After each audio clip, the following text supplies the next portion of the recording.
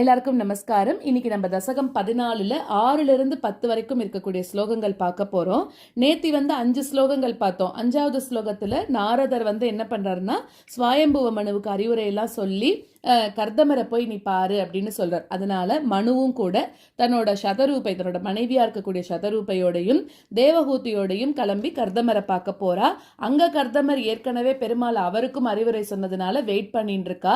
So அப்படி போகும்போது 2 பேரும் மீட் பண்ணிக்கிறா. அப்படிங்கிற வரைக்கும் 5வது ஸ்லோகம் நேத்தி பார்த்தோம். இன்னைக்கு 6வது ஸ்லோகத்துல கர்தமனும் கூட மனுவால கன்னிகாதானம் செய்யப்பட்ட தேவஹூதி அப்படின்ற ஒரு பெண்ணை கல்யாணம் பண்ணிட்டு மனைவியாக அடைஞ்சிருக்கான். அப்போ அது கல்யாணம் பண்ணிண்டா கூட ஒன்ன வழிபடுறதுலயே அவன் ஆழ்ந்திருந்தானாம். இந்த ஒரு விஷயத்துக்கும் தன்னோட மனைவி எந்த விதமான ஒரு இதுவும் பண்ணாம தன்னோட கர்தமருக்கு சிசுருஷை பண்ணிண்டே வந்துட்டு இருக்காளாம். என்னடா இவன் கல்யாணம் பண்ணிண்டும் நம்ம கிட்ட அன்பு காட்ட மாட்டேங்கிறானே அப்படின்லாம் எதுவும் நினைக்காம நீ பெருமாளுக்கு பண்ற உபாசனைகளுக்கு இவளும் கூடவே இருந்து உனக்கு உதவி பண்ணிட்டு இருந்தாளாம். அதை பார்த்து கர்தமருக்கு ரொம்ப சந்தோஷம் ஆகி அவ மேல இன்னும் கொஞ்சம் அன்பு செலுத்த ஆரம்பிச்சான். அப்படிங்கிறது 6வது ஸ்லோகம். 7வது ஸ்லோகத்துல ஒன்ன கர்தமர் நிறைய உபாசனை பண்ணிருக்கிறதுனால அந்த உபாசனை பலத்தினால ஒரு தேவ விமானத்தை உண்டு பண்ணிருக்கானாம். இப்படி தன்னோட இளமை காலங்களை ஃபுல்லா இந்த மாதிரி தவம் பண்றதுலயே கழிச்சிட்டதுனால தன்னோட மனைவியை நன்னா வச்சுக்கணும் அப்படின்ற ஆசையில ஒரு தேவ விமானத்தை உண்டு பண்ணி அதுல 100 தேவஸ்திரீகள் இருந்து இவளுக்கு எல்லா விதமான ஹெல்ப்பும் பண்ணி ஒரு புது உடல் கிடைக்க பெற்றாலாம். புது உடல் கிடைக்க பெற்றான்னா இளமை திரும்பி தான் 2 பேருக்கும். அது 7வது ஸ்லோகம். அதுல அந்த புதுசா கிடைச்ச உடம்போட வான வீதிகள்ல வலம் வந்துட்டு இருக்கா அந்த விமானத்திலேயே. அது பறக்கிற விமானம். அது அப்படிங்கிறது 7வது ஸ்லோகமா இருக்கு. 8வது ஸ்லோகத்துல இதே மாதிரி கர்தமன் 100 ஆண்டுகளை கழிச்சாராம். அப்ப அப்படி இருக்கும்போது அவளுக்கு 9 பெண் குழந்தைகள் பிறக்கிறதாம். அந்த 9 பெண் குழந்தைகள் பிறந்த உடனே கர்தமன் என்னோட வேலையெல்லாம் முடிஞ்சு போச்சு, இப்ப நான் திருப்பி தவத்துக்கு போறேன் அப்படின்னு சொல்லிட்டு காட்டுக்கு போறேன்னு சொல்லி கிளம்புறானாம். ஆனா தேவஹூதி இப்படி 9 பெண் குழந்தைகளை பெத்துட்டு இப்படி என்ன தனியா விட்டுட்டு போறீங்களே அப்படின்னு சொல்லிட்டு இவளுக்கெல்லாம் நம்ம நல்லது பண்ண வேண்டாமா அப்படின்னு சொல்லும் போது அப்பதான் கர்தமன் யோசிக்கிறாராம். அப்போ ஆல்ரெடி தேவஹூதி 10th ஒரு குழந்தைய வயிற்றுல வச்சுட்டு இருக்கா. 10வது ஒரு குழந்தைய வயிற்றுல வச்சுட்டு இருக்காளாம். அப்போ இந்த கர்தமனுக்கு ஞாபகம் வருது, நம்மளுக்கு பெருமாள் சொன்னாரே, அவரே அவதாரம் பண்ண போறதா சொல்லியிருக்காரே அப்படின்ட்டு அவரை தேடி நம்ம ஏன் காட்டுக்கு போகணும், நம்ம வீட்டிலேயே பெருமாள் பிறக்க போற போதுன்னு சொல்லிட்டு அவரோட மனசை மாத்திண்டு வீட்டிலேயே இருந்தாராம். அது 8வது ஸ்லோகம்.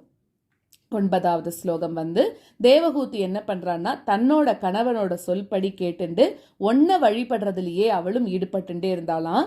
நீ அவகிட்ட மக்களுக்கு பரமார்த்த தத்துவம் அதை போதிக்கிறதுக்காக இப்போ கபிலராக நீ அவதாரம் பண்ண அப்படிங்கிறது 9வது ஸ்லோகம்.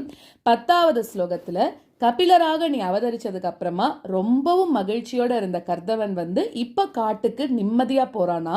இப்போ மதத்தோட சாரங்கள் முழுக்க உன் தாயான தேவஹூதிக்கு கபிலரான நீ உபதேசம் பண்ண.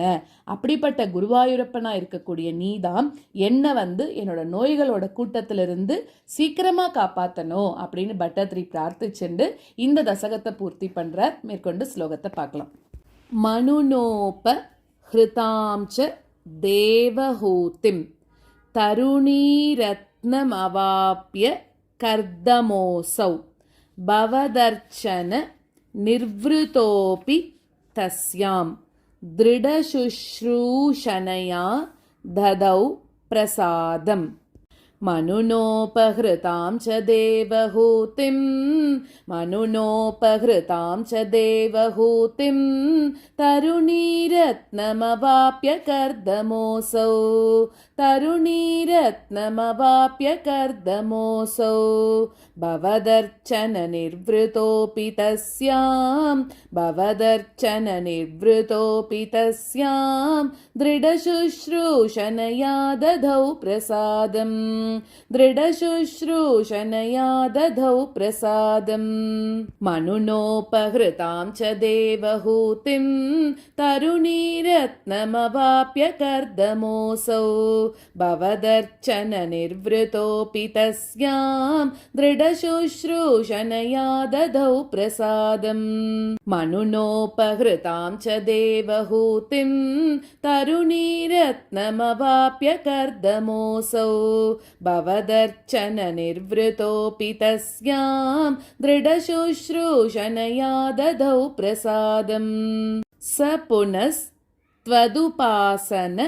प्रभावाद् दयिता कामकृते कृते विमाने वनिताकुल संकुलो नवात्मा व्यहरत् देवपतेषु देवहूत्या स पुनस्त्वदुपासनप्रभावात् दयिता कामकृते कृते विमाने दयिता कामकृते कृते विमाने वनिताकुलसङ्कुलो नवात्मा वनिताकुलसङ्कुलो नवात्मा व्यहरद्देवपतेषु देवहूत्यां व्यहरद्देवपतेषु देवहूत्यां स पुनस्त्वदुपासनप्रभावात् दयिता कामकृते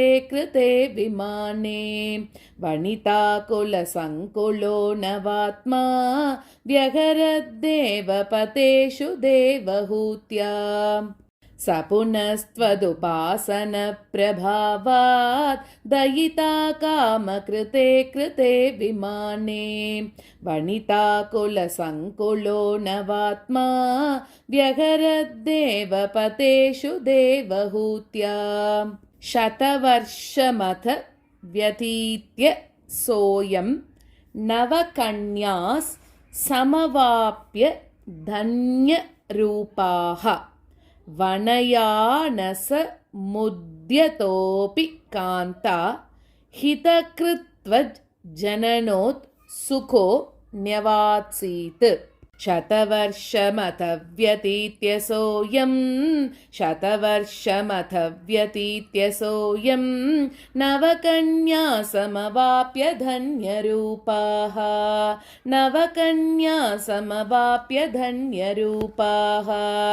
वनयानसमुद्यतोऽपि कान्ता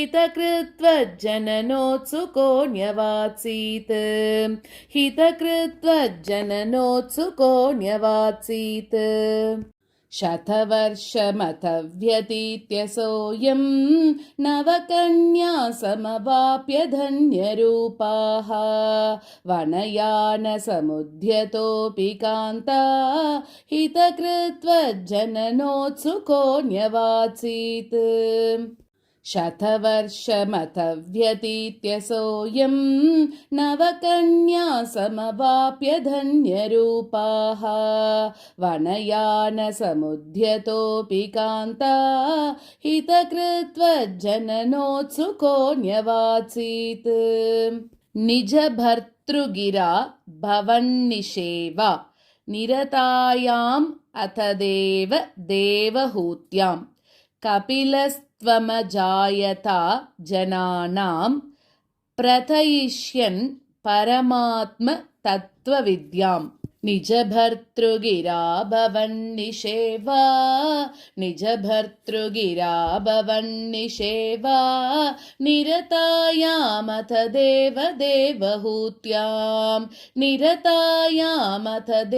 देवहूत्यां कपिलस्त्वमजायता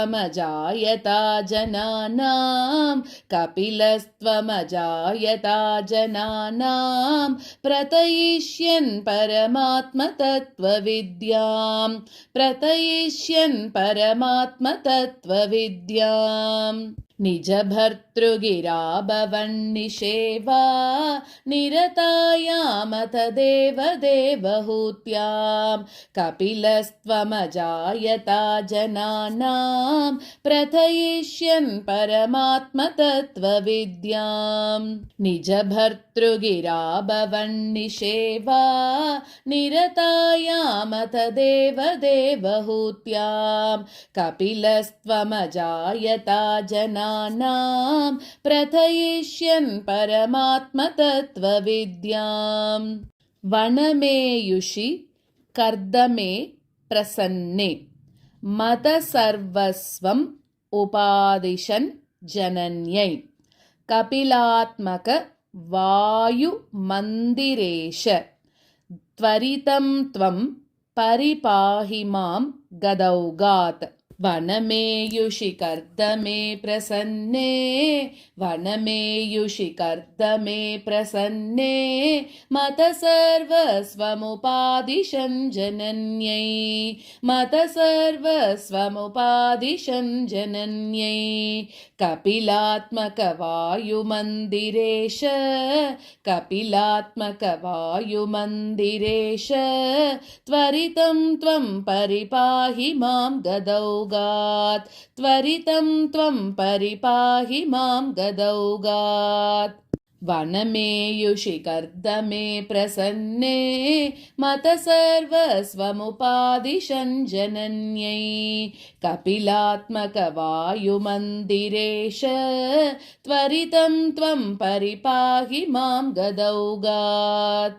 वनमेयुषि कर्दमे प्रसन्ने मत सर्वस्वमुपादिशन् जनन्यै कपिलात्मक वायुमन्दिरेश त्वरितं त्वं परिपाहि मां गदौगात् नारायण अखिलगुरो भगवन्नमस्ते सर्वत्र गोविन्दनाम संकीर्तनं गोविन्द गोविन्द।